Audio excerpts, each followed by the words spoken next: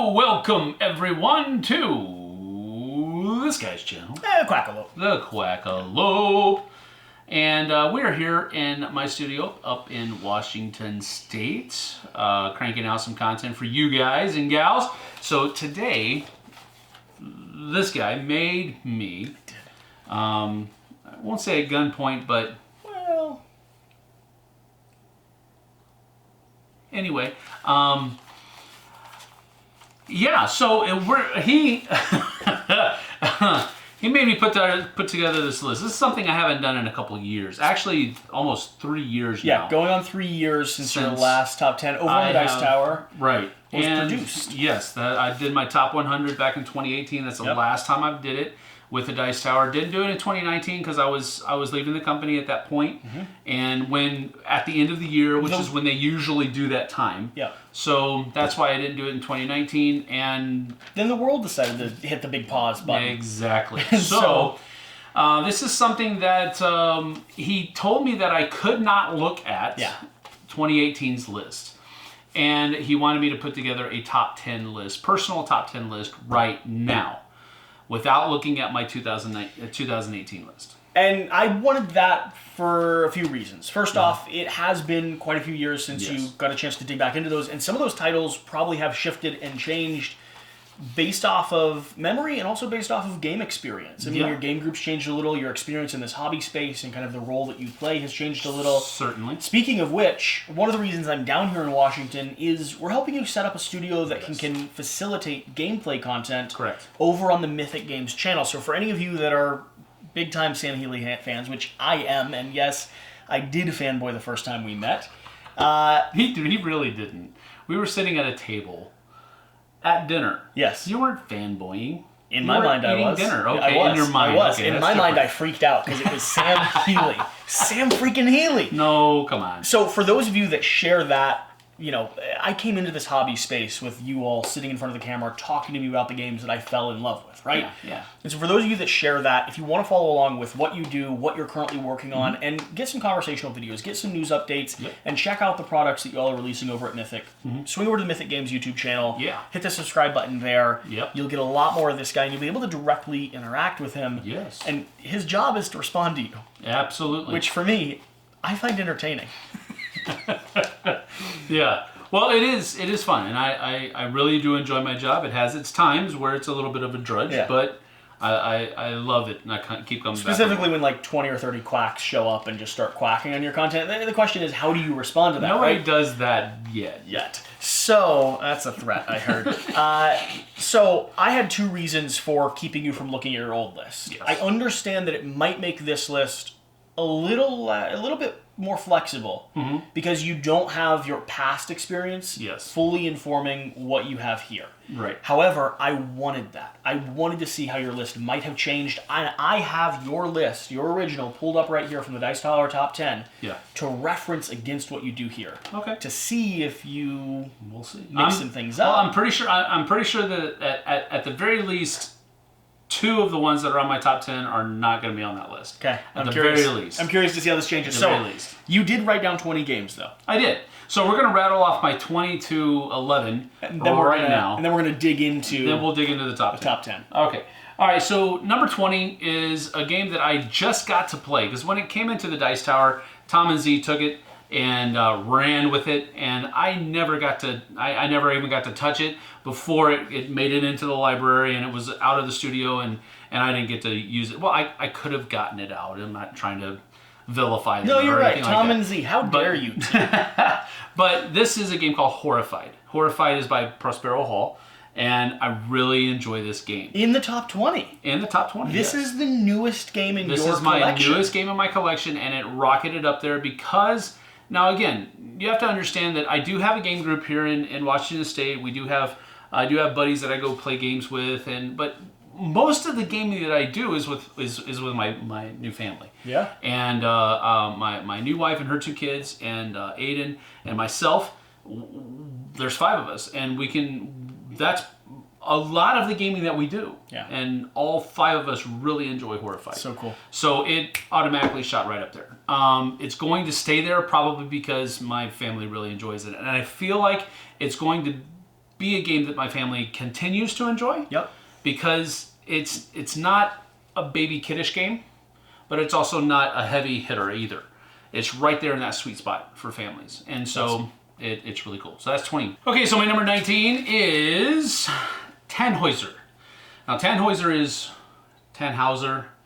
You've never heard of this game? Never heard of this game. See, this is what I'm talking about. You stupid content creator. I'm just kidding. You guys are nice. You need to focus on something that's not new. Tannhauser probably has one of the best line of sight mechanisms that's ever been employed in a game. Okay. This is a World War II, kind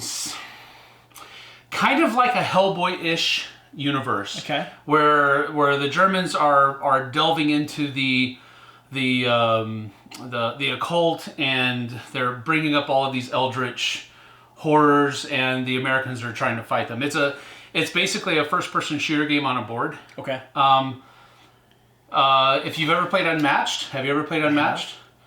Same line of sight mechanism. Interesting. But they got it from Tannhauser. The region specific. Yeah, the colors. Yeah. Cool. Where you can follow the track of colors, and that tells you if you have a line of sight or not. That's where it came from. It came from Tannhauser. Interesting. So there you go. Anyway, that's number 19, Tannhauser. I still don't have this. I don't have this game anymore because it didn't hit the table as much. And it was a bigger game, a bigger box. Okay. So it took up more room. So I got rid of it. Found a guy, Omar Fatala, that bought it from me at one of the Dice Tower retreats, and he has it now. So I know where it is.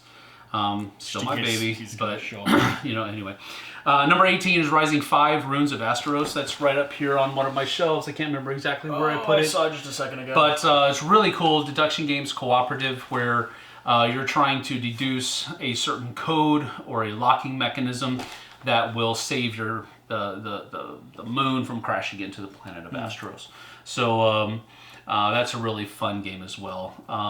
Vincent Dutrait did the artwork for it. Okay. Beautiful game. Number 17, Shadows over Camelot.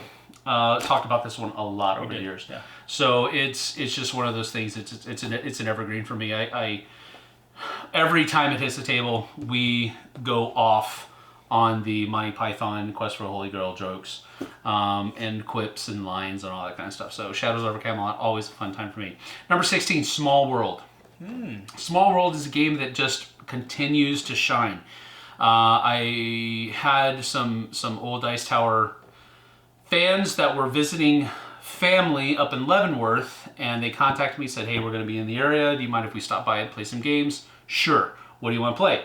Well, we haven't tried Small World yet, so we'd like to do that. We haven't tried Stone Age yet. We'd like to try that. Great. Both games high up on my list. So we just recently played this one.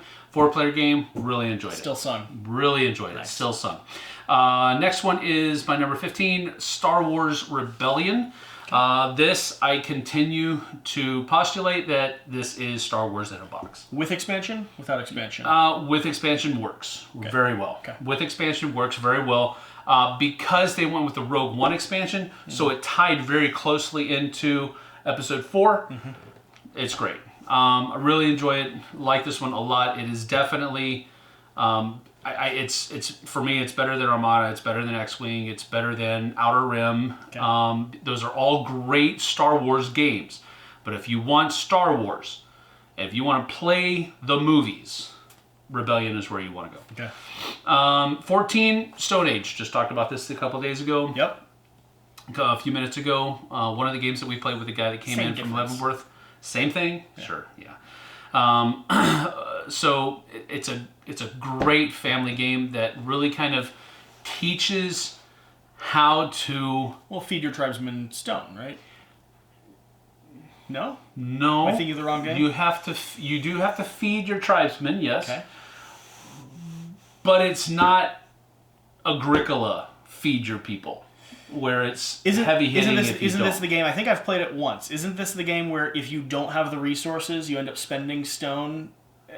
Yes. So if you don't have the food production, so strategically, you have to spend either points. You made me feel like resources. My joke wasn't accurate. It is accurate. It is. You can strategically feed your tribesmen stone. Yes. If you're that poor of a planner, yes, that's correct. Number 13, Jamaica. Great pirate-themed racing game. Beautiful artwork. We really enjoy ourselves every single time this one hits the table. No matter how often or not how often, but no matter what level the other players are at. It's done great as a gateway game. It's done great with people who have always enjoyed games. So Jamaica is one of my favorites. Evergreen, definitely for sure. Number 12, Onitama. Onitama is a great two-player game. And it's one of those games that is definitely a gateway game for me, especially if you're dealing with like chess players. Or people who like those kinds of I need to think ahead type of things. Yeah, it's that perfect bridge. And that's exactly what it is. But it also works well with people who haven't enjoyed chess, who haven't, because it's so simple in how it plays. You're only dealing with 5 moves. Those 5 moves are going to be circulating. You're not having to bog yourself down with all of this, insert all of the different mathematical equations that are going through my head right now. You don't have to do that. You have 5 moves. 2 plus. That's it, exactly. So Onitama, number 12. Number 11, Fire and Axe, a Viking Saga. I actually got this. Tom gave it to me when he was done with it. And he was done with it very early. He did not like this game very much at all. I really did. The thing that he didn't like about it is that you can swoop in and really mess people up at the very last minute. You simply have to plan on that. And normally, I get it because I don't like games where you can just kind of randomly swoop in and do something that somebody else is about to do. I usually don't like games like that where you can really just kind of screw people over for the sake of screwing them over. You can do that in that, but if you do it just for the sake of doing that, you're not going to win.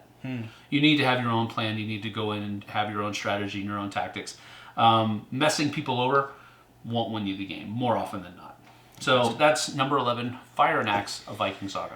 So that's the honorable mention list. That's the honorable mention. And now we're digging into your top 10. We are going to dig into the top 10. How do you? I think the top 2, the 10 and 9 spot, are not going to be on your list. I think 8 through 1 will be there in some order. For you, how do you go about approaching a top 10? These are games that I enjoy, period. That's it. I don't think about how often I've got the game to the table. I don't think about necessarily how other people have liked it, although that might play into it, especially with number 10. But even number 10 probably wouldn't have made my list a year ago. But I've had so much success with it generally. It start fluctuating. Yeah. Do you have games that are perfect 5 out of 5s that other games bumped, not just from 2 to 3, but 2 off the list? For instance, like easy comparison would be BloodRage. I think is going to be on there somewhere. And so, if that's on there, did that potentially bump out a drafting or a tactic, like an area control game, off the list? Because it just doesn't compete. Not necessarily. Okay. Not necessarily. I don't have any problems with having repeats and stuff like that. Sure. Cool. Especially as far as mechanisms are concerned, because if I really enjoy a mechanism, of course the games that employ that mechanism are going to show up on my list more often. Well, let's dive in. Yep. Okay. My number 10 is a party game. Okay. And it's this guy right here. Just one. This is your party game of pick? Party game of pick. Interesting. And, a couple of reasons why. It's very simple. Okay. If people have played games like Apples to Apples before, which a lot of people have, you can say, I've got a game that's better than that. So in this game, you're going to be setting up with a table full of people. What do you prefer to play this at, if you had a range? More the merrier. More the merrier. Great. I like to max out on party games. Everyone on the table is going to be writing down a word that's a clue to what the other player has. Just one word. So you have one person who's going to be the person who's picking the choice. I have the word apple lined in front of me. No, you're actually not going to see the word that everybody else is trying to give you a clue for. So you have 5 words on a card, and you've put that card facing everybody else. You can't see what it is. And then you pick a number 1 to 5. Yeah. So I pick 4. And let's say that the 4 is crocodile. All right. Now everybody else has to give you just 1-word clues based on green that's trying to point you towards the word crocodile. teeth. Sure. And so you have to close your eyes while they do that, because they're going to compare their answers after everybody's chosen. They're going to compare their answers or their clues to everybody else. If 2 people or more have the same clue written down, they stay face down. You can't, the person who's guessing doesn't actually get to even see that clue. And so once you've done that, you open your eyes, everybody shows you your clue, and you have to guess what the word might be.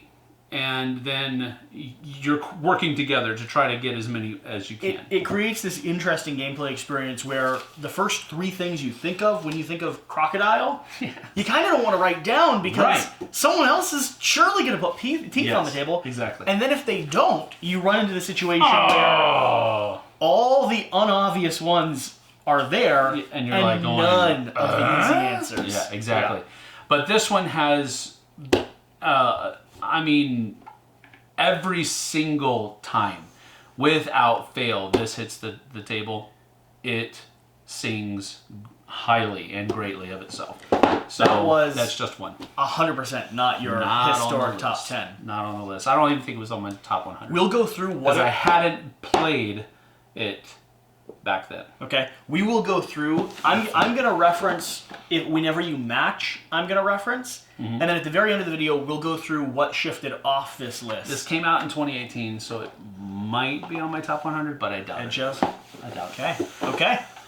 All right, my number 9 is another game that I don't actually have in my collection because after I reviewed it at the Dice Tower, it went right into the Dice Tower's library. Sure. And I didn't get to keep it. But that is a game called Obscurio. Now, Obscurio is what's that one that has the strange artwork? I can't remember. It's kind of like Mysterium. Okay. It's kind of like Mysterium light, with a couple of mechanisms changed to where it works better, in my opinion, than Mysterium. This is not going to be on that. I was checking. It isn't. Obscurio is just... I like the idea of Mysterium. Okay.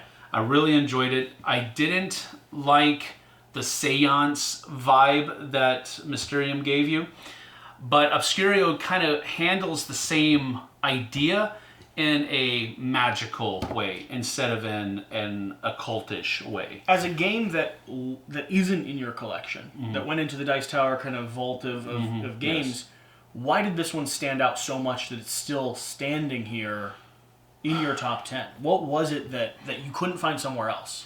Well, again, I liked Mysterium. Yeah. But I had problems with the occult vibe that it gives on a personal level. Yeah. So Obscurio gave me Mysterium in a palatable way. Cool. So that's why it stuck around. I wish I had this game in my collection, but I don't, because I had to leave it with the Dice Tower. But it's a super fun game. I love taking the dials that have the pictures on them that are the clues. Basically, in this one, a book is trying to find a book that's been stuck in a library, a magical library, is trying to find its way out. And you're trying to help it, and it's trying to give you clues to find out where it is so that you can release it. That's generally the idea of what's going on. So as the book is giving you clues to where of how to get out of the library, the people are working together to try to figure out which one of them is working against them. Okay. So it also has that hidden traitor element. Interesting. I really enjoy this game so much. And it's really kind of flown under the radar because I think Mysterium took most of the space. Interesting. For this genre, but it's really, really fun. And I really enjoyed it a lot. I like the components a lot as well.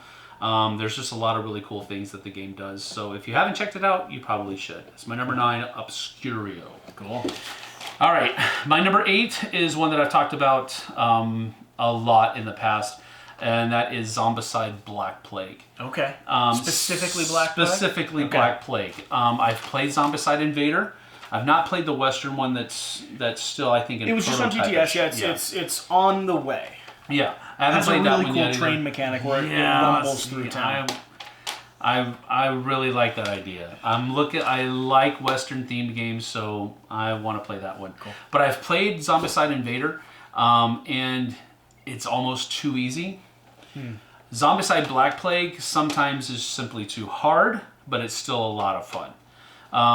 So I'd rather have a game like this be too hard, but still fun because you're blasting away. You get to suffer together. Sure. Yeah, it's hilarious when your face gets ripped off by a giant. Zombicide, the original one, had some rules that I was not savvy on, like the friendly fire rule, which they fixed in Black Plague. So that I like a lot. I like the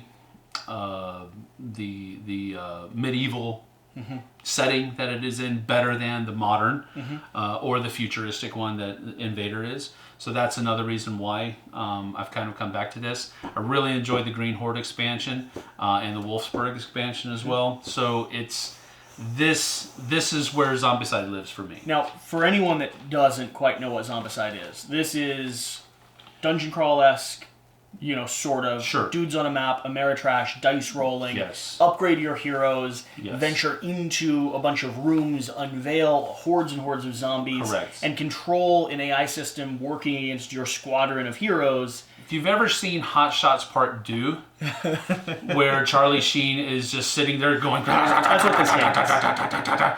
Most, bloodiest movie ever comes up on the screen, and it's like an arcade game. That's pretty much what this is. You're 4 or 5 heroes that are going through a town trying to achieve certain objectives, find certain things, meanwhile battling off the horde of zombies that are chasing you down. And it's not... I use dungeon crawl loosely in this sense because you are unveiling rooms. And that to me is a bit of that element. Right. It's not you're journeying through sort of a campaign style. That's correct. Yeah. All right, so that's my number 8, Zombicide Black Plague. It is on there. It does not match with number 8. Okay. Where was it? It was number 7 before. Number 7, only one off? Yeah, only one off. Only one off. Okay. There we go. All right. All right, my number 7, I don't think this was on the top. Man, there might have been 3. My number 7, 878 Vikings. 878 Vikings. And that is... Oh, I forgot to show. I forgot. You made me take these off my shelf. Oh, sorry. Yeah, they're right So here. here you go. Black Plague. See? Everyone already knows this one, though. So There we it's go. not, Yep. goodbye. Ooh, that was very close. Very close to a drink that's positioned. So here we go. 878 Vikings, the invasion of England. It's from Academy Games. I don't think it's on the list. It is not. I'm loving this more and more. Pretty sure it's on my top 100. This is really kind of raised for me because I love the historical nature of the game, and it's Vikings. This is from like back cover. It's not a glamorous show off our beautiful artwork style game. No, and, So what's Academy going on Games here? isn't really known for that. Yeah. This Academy Games is known mainly for their historically accurate games. Very cool. Not really simulations, but more recreations. Okay. So with this one, you have the Viking hordes who are invading England, and then you also, on one side, and then on the other side, you have the English forces who are trying to protect their own properties as much as possible, waiting for, I believe it's Richard to show up and save the day, so to speak. So, no, not Richard. Is it Richard? King Richard? No, it's not King Maybe. Richard. That's Randall. I can't remember. Rudolph. We'll get there. With his red nose. Such a striking young man. So at what player count and what does this one do that Okay, well, this is another cool thing about it. You can play it 2 or 4 players. Okay. You can actually play it 2 through 4 players because one player can control all of the English forces while 2 other players control half each of the Viking forces. You think it stands up in any of those player ranges? It does. Cool. It does. I think it does really well. You can also play it with 4-player where 2 players play the English and 2 players play the Vikings. Okay. Or you can just play it straight up. 1 player takes the English, 1 player takes the Vikings. And it works well in all of those cases. Usually, like for example, with Rebellion, I'm like, no, you need to have one Empire, one Rebellion. Yep. Done. Yeah. This one, it works. Because I'm not familiar with this one, so I'm picking some questions to figure out, and I don't know. I think a lot of people are going to know Zombicide. Yes. I think a lot of people are going to have played just one.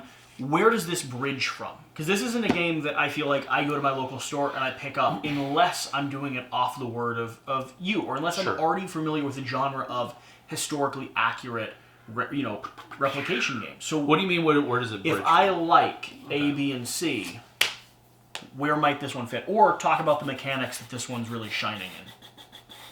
It's somewhat of a card-driven game because you do have cards in your hand that you're going to be playing to bolster certain times. But what game does it?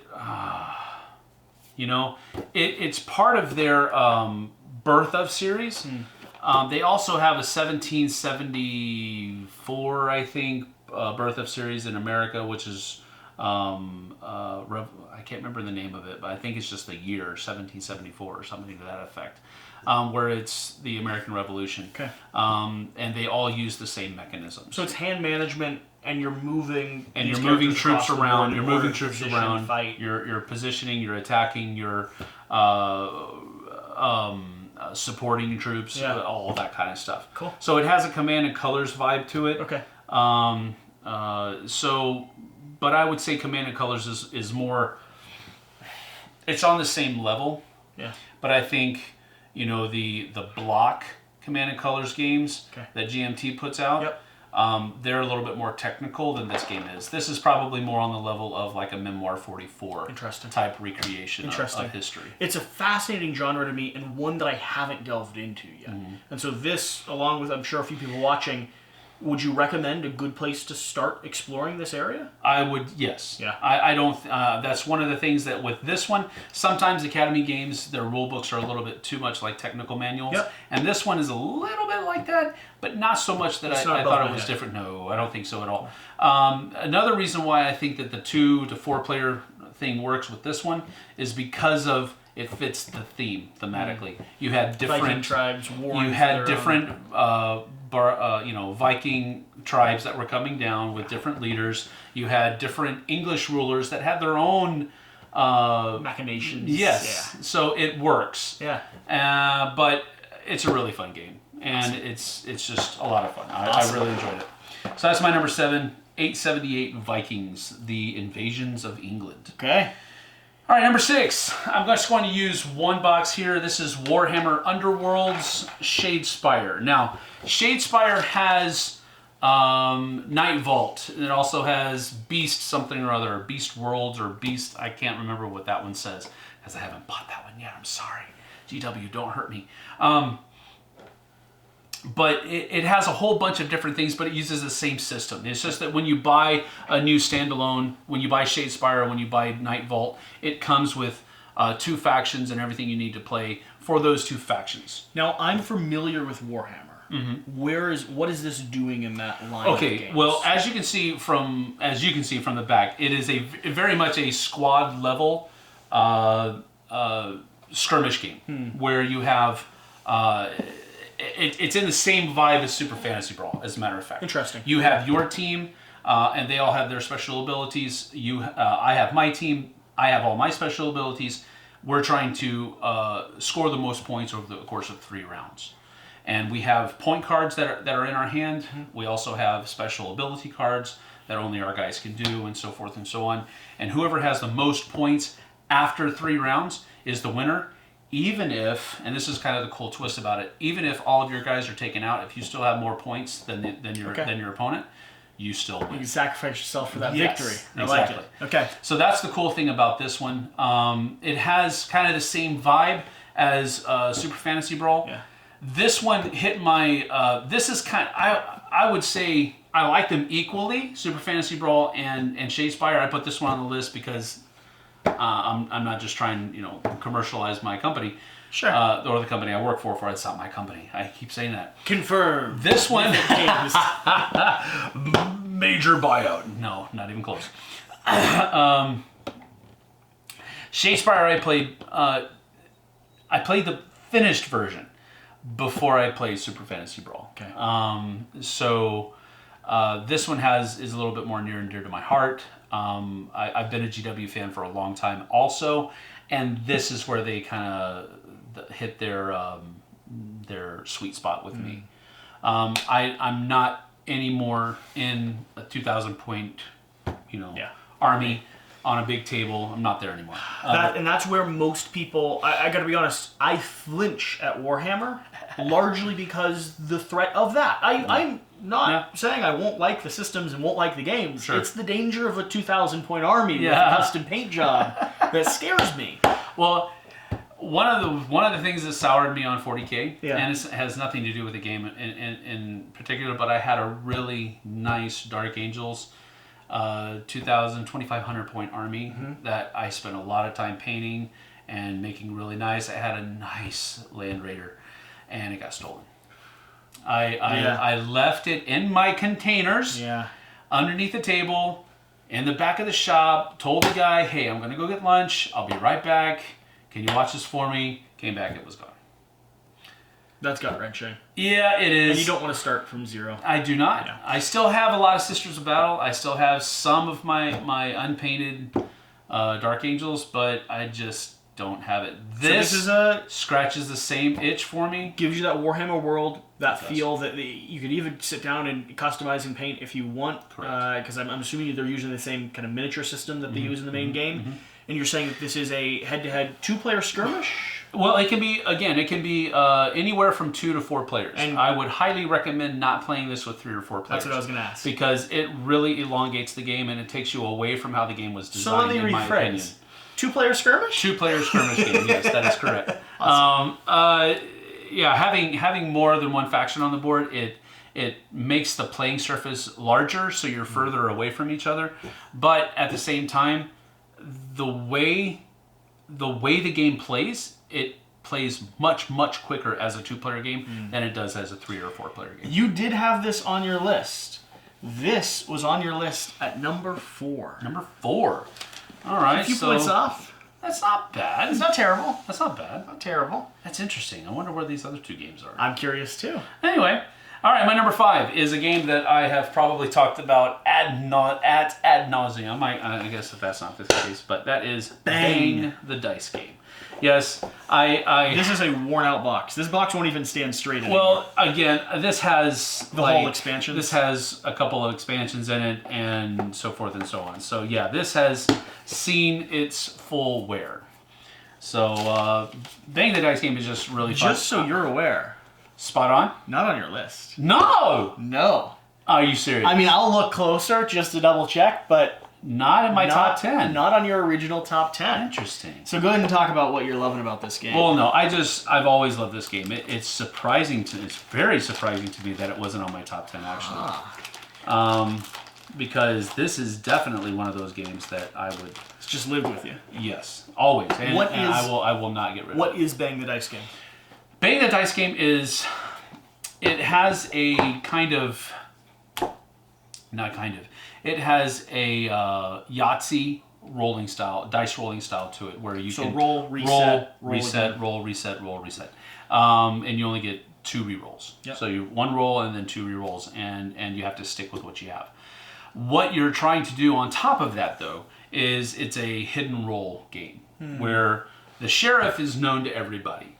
But in the largest player count, the sheriff has 2 deputies. And then there are also 3 outlaws, and there's also a renegade. Now, the sheriff wins. Actually, the sheriff and his deputies win if they can kill all of the outlaws. Okay. The renegade wins if he kills the sheriff one-on-one. So the renegade and the sheriff have to be the last 2 people in the game, and then he has to kill the sheriff. That's how the renegade wins. Fun.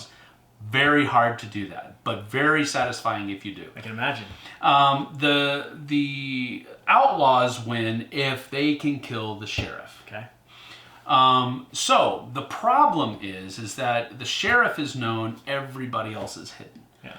So you're rolling dice, and you can shoot people from certain distances away For example, if we're sitting like this, you're one distance away from me. So if I roll a 1 shot, then I can shoot at you. But if I roll a 2, and that's all I roll, 1, 2, I have to shoot 1, 2, or 1, 2. I can't shoot you, but I want to shoot you because I know who you are and I know I need to kill you. That's the tension that's in the game. So sometimes you're going to shoot people that you don't really want to shoot because you kind of have to, if that's what you're stuck with. But then the social aspect comes in. No. I'm not shooting you because I have to, want to. I don't have any choice. But then on top of that, the dice have a dynamite side. And if you're ever stuck with 3 dynamites on one turn, your turn is over and you have to take some hit points of damage. Nice. So there's a lot of really cool fun. It's a really neat, light theme, and it's just a lot of fun. What do you like to play it out? Do you treat this like party games, or it's absolutely as many as possible? Yes. Always. The expansions have added a lot to it as well. Any expansions that you swear by, like don't unshuffle them, and any expansions that really didn't hit it out of the park for you? You take a glance at them here? I am, because... I mean, at this point, they're all so mixed in that it's hard to... Old Saloon is one that I think you should use beyond the shadow of a doubt. There is also Undead or Alive. Yeah. There are things that you could use if you want to or not. There's different factions in here. I'm actually in this one. Are you? Sam the Healer, yeah. So that's pretty cool. That's fun. That's awesome. But I would say the Old Saloon is probably one that I would always play with some aspect of it. Pick up with the base game, shuffle it into the main box. Yes. Cool. I think so. I always love finding, especially with games like this that I know have iterated on themselves with a bunch of different expansions. Yeah. It's always interesting to hear what lives in the box and what you pull out for those special occasions. Right. Yeah, when you have a group of friends that have played it 20, 30 times. Yes. Cool. But that's not of that original list that you did though. That's unreal. It's unfortunate. It's unreal. It's unfortunate. It's unreal. Okay, anyway. That was my number 5, Bang the Dice game. My number 4 is this game right here, Deception, Murder in Hong Kong. Now, this is the Undercover Allies box that they made with their second Kickstarter, Deception, Murder in Hong Kong. Was it there? It's your number 6 originally. Okay, good. Well, I've had some more success with this game. As a matter of fact, people have loved this game when I pulled it out to them. Coming from Grey Fox. Yes, Grey Fox Games.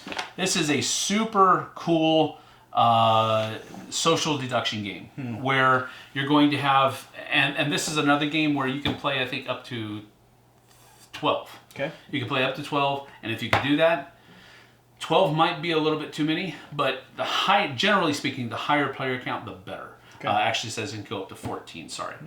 So, the reason I say the more the merrier is because the more people you have in the game, the more of the special rules that you can put into the game. But generally speaking, you have a murderer and an accomplice, and they're trying to get away with murder. The forensic scientist, however, is trying to track them down. They know what happened and how it happened. You basically have, if you look at this side, you have a couple of different kinds of cards. You have an evidence card that's left at the scene, and then you also have the murder weapon that's left at the scene as well. Those are the 2 cards that the murderer has to pick and show the forensic scientist at the beginning of the game. Okay. He also shows the accomplice at the beginning of the game as well. Then the forensic scientist has to give clues that hopefully will point all of the other police officers, investigators, to the murder weapon and the evidence that's left at the scene. But he can't say anything. He can only go off of the clues that are on the table and moving the different bullets. In one version of the game, you have bullets that you move around to point to different clues, and then on their microscopes in the upgraded version of the game. But this is... And so you got a crowd of people squabbling over what he meant by where he moved his clues. Yes. And in between each, there basically it goes in 3 rounds. Okay. So in between each round, you can remove one clue card if it's not really working for you and replace it with something else. But that's a little bit dangerous as well because the one that you reveal might be worse than the one that you just had. Yeah, and it might just throw everybody off. So you really have to be careful. In the Undercover Allies expansion, they also entered into it a corrupt forensic scientist, which could happen halfway through the game. So he might be giving you good clues at the beginning of the game, but they corrupt him they buy him off or whatever in the middle of the game, and so now he's giving you bad clues. So there's a lot of really fun things, and this is the more the merrier. This is the more the merrier. Definitely has that seal of excellence there from the Dice Tower. So that's my number 4, Deception, Murder in Hong Kong. Number 3. Yeah, number 3. Okay. Number 3 is going to be a bit of a heft. Let's see if I can do this with one arm. Oh. That's a backpack. That's not a. Is this a board game? This is a board game. Yes. This is everything. Well, this is about half of what I own for Memoir 44. And that is going to be right on the dot. You're number 3. Yeah, I'm pretty sure I nailed it. Yeah, I'm pretty sure. But Memoir 44 will forever. It is. I'm a huge World War II buff. Now, I say buff. I don't mean that I know dates and names and regiment outfit numbers and all of that kind of stuff. I'm just a fan of World War II. I love history, but I suck at remembering dates. Okay. So I'm not a buff. I'm a fan. And this is right where it wants to go. This, again, is not... I'll be nice. It's not a war game, but it's a war-themed game. You've said that to me once already, and I don't quite know how to interpret that. Because the backpack, the aesthetic, the art on the game, as someone that doesn't have experience with war games, this to me looks like a war game and is a bit intimidating. Well, the only... and again, I'm being nice because I understand why. War gamers... People who are denoted as being, and who denote themselves as being wargamers, are talking more about those kinds of games like Advanced Squad Leader. Combat Commander is probably one of the newer ones. Those kinds of games that have units on little chits, cardboard chits, and some of them are using tweezers to move their units around, that kind of stuff. Their rule books read like technical manuals, and so forth and so on. Those are war games to them, and they want to make sure that there's a difference between this game and those games. So what is this game doing, and why does it do it enough to be in your top 3? This takes what those games do and say, in my opinion, now let's have fun with it. I get it that wargamers have fun with that. It's fun for them. I get it. But generally speaking, this makes what they're trying to do more palatable for a larger group of people. So this is not really, again, what a lot of those games do, those heavier war games. They're simulating the actual battles. They're simulating everything that you had to go through. This is too kind of ish, but it's just a little bit more abstracted. And there's ways for you to play this game where how one scenario will weigh upon what the next scenario does. They do have scenario books where you can actually play one scenario and who won lost. Okay, well now this side's going to get some reinforcements, and this side is going to actually lose some people because they got taken off to the med bay. That's futuristic, sorry. But you get the idea. So, but this is a little bit more, if you just play the base game, it's okay, you set up the board, you set up your forces, I set up my forces, whoever gets the most medals wins. You get a medal by knocking out a squad from the other side. Or putting your people on an objective that was supposed to be reached, so forth and so on. But the cool thing that I like about this is that it deals with all that history in an abstracted way, but it still provides focus on the history.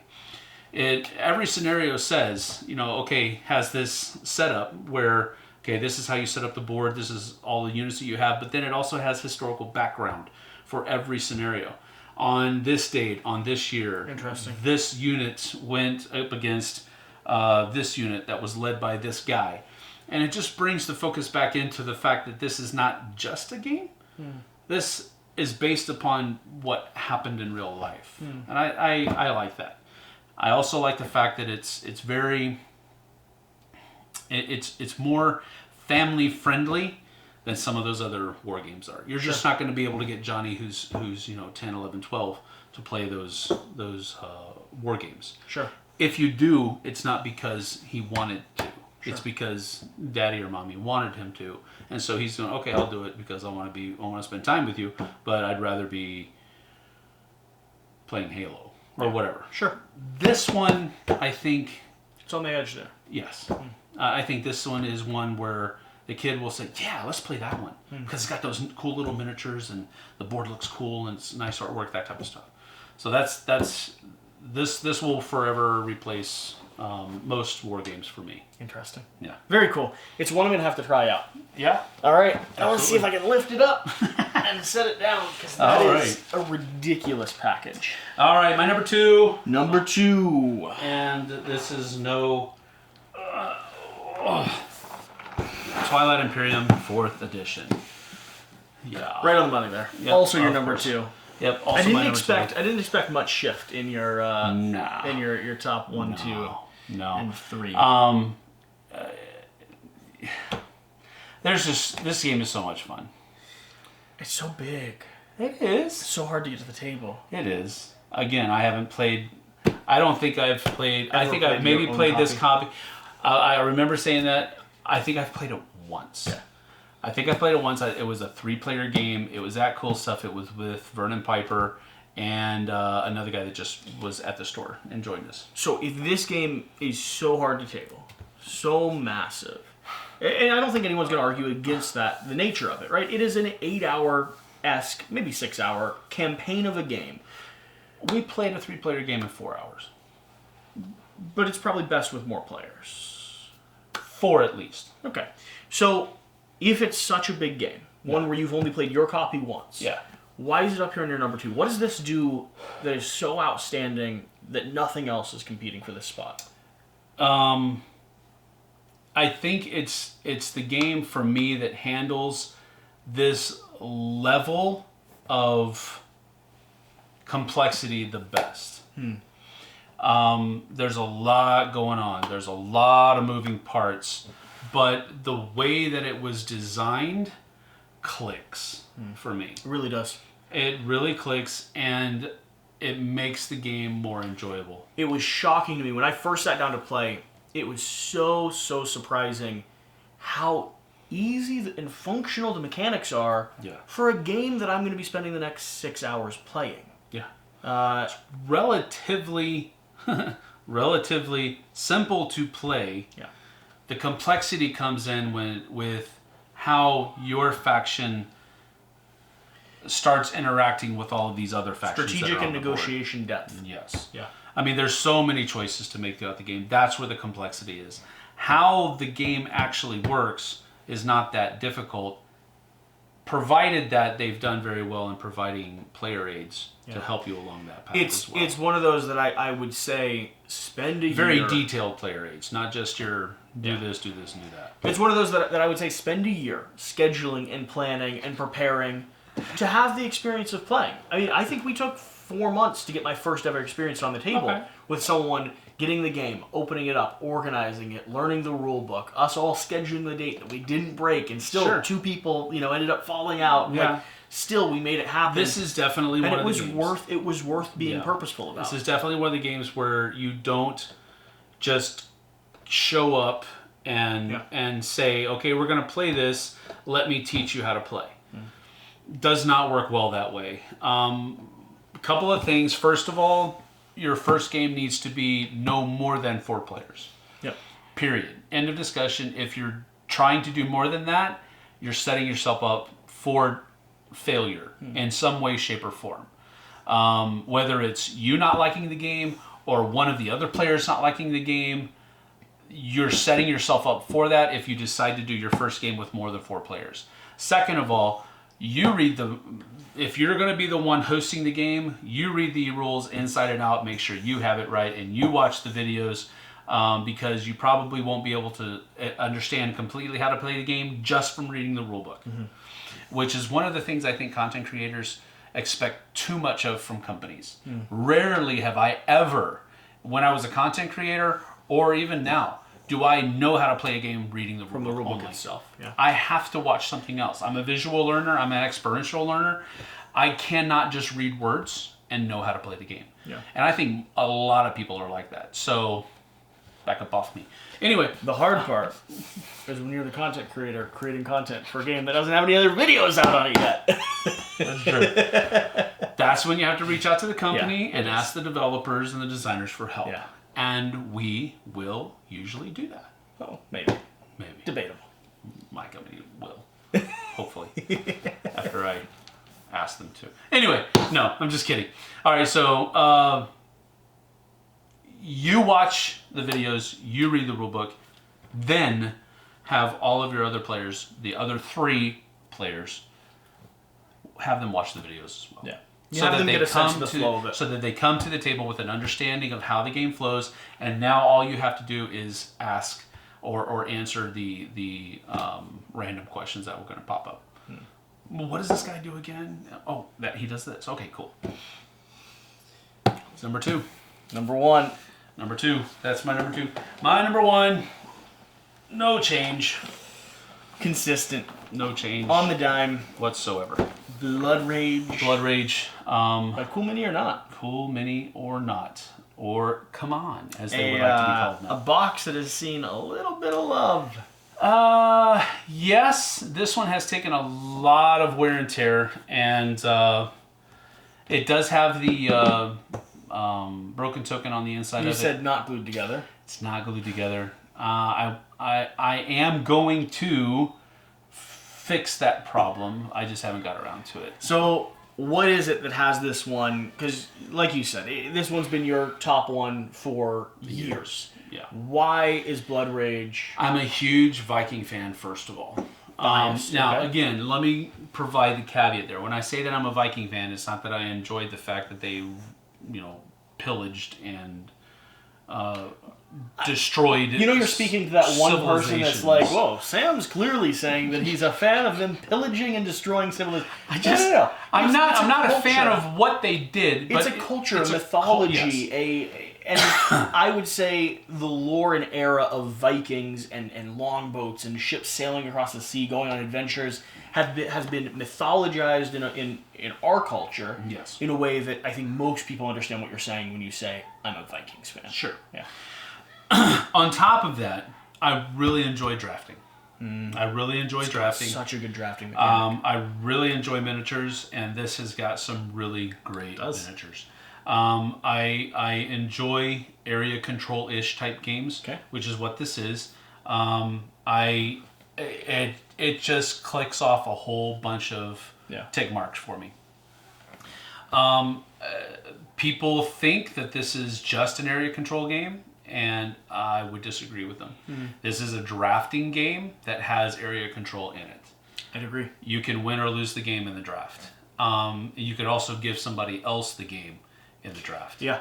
What you draft, as far as those cards are concerned, what you allow other people to draft in those with the cards, that will determine how good or how bad you do. The weight of that escalating card draft too feels so beautiful as you're playing, as you're passing around the table. Every time you get a new hand, there's cards in there that you desperately want to keep and understand that I can't let this card get 2 spaces down, and Susan's not going to draft this one because she's been going for the Loki strategy the whole time. Exactly. I'd 100% agree with you on there. Yeah. It is a game where the drafting is the crux, and you're watching what happens based on that. Absolutely. I like also the fact that by the time that your game is over, you all have widely asymmetric factions. I love that idea. It gives you a personality within the game. You're not just some vanilla Viking group. You are the Bear Clan. Yeah. You are the Snake Clan at the end of the day. And I just love it when games can give your group personality without really messing too much with the game's mechanisms. It's such a good one. It's a no-brainer for people to go out and try at least. 60 to 90 minutes on the box, that is a lie. So, do not believe it. You will play more time than this, but you will have a great time playing it. Let's take a look at what shifted. Oh dear. I'm curious. Let's take a look at what shifted. Let's take a look at it. And then we'll call it a video. So, at the top of your list 2 years ago, number 10 was Blitz Bowl. I've still got that. Yeah. I've still got that on my where is it? It's not over here with the rest of my GW games. It's here over somewhere on your shelf. Yeah, it's right here. Blitz Bowl. It's still there. I like it. It's just that it doesn't, like, if I'm going to play 2 players, I'm probably going to pull, and I want to be a GW game, it's probably going to be Shadespire or Night Vault. It's not going to be Blitz Bowl. Yeah. Blitz Bowl is going to be, I really love Blood Bowl. It was the blood. Okay, well, let's play Blitz Bowl because it gives you the Blood Bowl feel in like 30 to 40 minutes. Yep. Number 9 back in the day was Star Wars Rebellion. Okay, that's not too far off. Yeah. No, not too far. Not too far. Oh, that was 15. Well, yeah, Star Wars Rebellion. Again, it slipped probably because I don't know. It is what it is. Yeah. I don't dislike the game any less. It's still there in your top 20. Yeah, It just moved back a little bit. Yeah. Things like Just One had to get their day in the sunlight. Yeah, I wouldn't say just one. I'm picking on you. Number 8 was Rum and Bones Second Tide. I haven't. Where'd that go? It's right here. I know it's right there. It's taking up 2/3 of one of my shelves. I have all of it. I have everything. I don't know. I mean, I haven't played it. You probably haven't played it, but I'm not getting rid of it. Yeah. So that says something to I do still like the game, but it is a little bit harder to get to the table, and not of course as much as TI4, but yeah. Yeah, I mean, it was higher up on that list, and if you haven't played it, some other things are gonna, like you said, your gaming group has changed. Like the last 2 years, you have some things they're positioning. You know. Yep. Number 7 was Black Plague, which you did have in there, not quite on there, but number 6 was Murder in Hong Kong. Okay. Staying consistent. Yeah. Number 5, Champions of Midgard. Oh, wow. Where'd that one go? It's right there. I know it's on your shelf. Right there. I don't know. I guess I psyched myself out. Yeah. I didn't think it was on my top 10. Oh, so you considered it. I considered it. And you were like, I don't. I was trying to remember. I just couldn't remember. But I knew it was in my top 100. If you'd referenced your top 10, do you think it would have made it back in? Probably because I like that better than Obscurio. Oh, interesting. But it's just because I like that kind of game better than Obscurio's kind of game. Sure. It's not so much that I would be comparing the two of them. Yeah.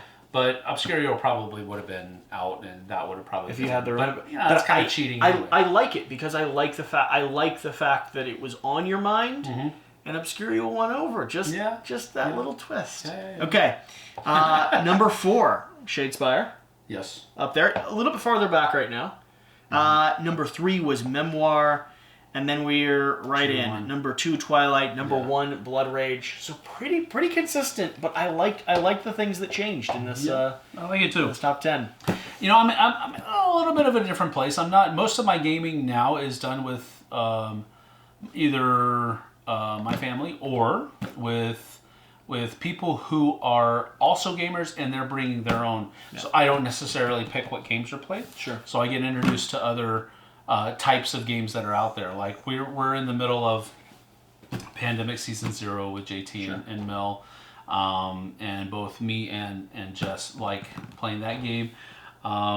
Zoo York is one that JT introduced me to.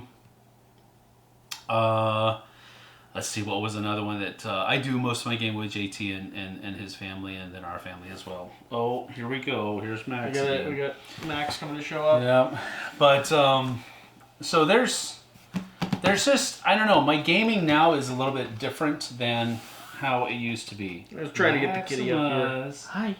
Come here, Max. Hi. Come on, this would be a good way to end the video. Can I? Max is like, no, I don't feel it. Can I steal you? Oh, you're making him. Can I steal you? Here he goes. So with that, Hello, Max. This is going to be the end of your 2021 top 10 list. 2021 top 10. Oh, you're just making yourself comfortable. Look at you. Oh, he's good. Yeah. He's just going to own the stage. Thank you for being here. Thank you for watching. Yes. Like we said, I am out here in Washington for a variety of reasons. Yeah. First and foremost, to help set up your studio and collaborate on a few projects, because you're going to be bringing a whole slew of content over to the Mythic Games YouTube channel. Mm-hmm. And so, if you enjoyed this video, if you're following along, I'm assuming at this stage you're just a big fan of whatever Quackalope's doing and whatever Sam Healey's doing. Honestly, it's going to be him. Swing over there, hit the subscribe button, hang out for a bit. You're going to be doing a lot of gameplays and some conversational videos over there. Probably and so. You know, a great way for your fan base to connect with. Absolutely. Please do. And with that, whatever the case, whatever you do, Hey, Max. remember to do the important thing. Spend some time petting a cat if it passes you on the street. We'll see you next time. I said, be careful with those that you see on the street. They might be a little feral. See you on the flip side.